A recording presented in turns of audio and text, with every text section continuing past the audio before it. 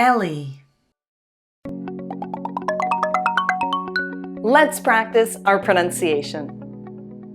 Today, we're looking at the A sound.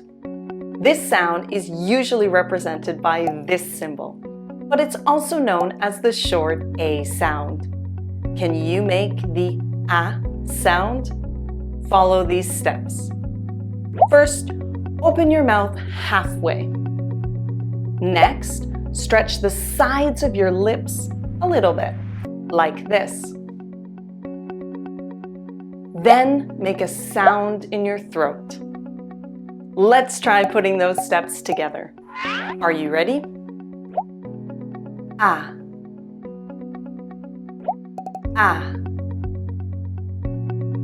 Now let's practice a few words with the A sound. Listen and repeat after me. Here we go. Apple. Bat. Lamp.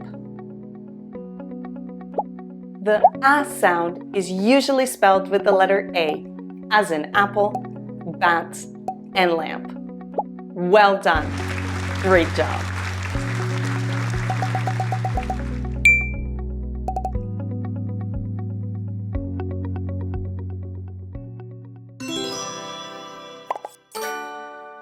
Ellii.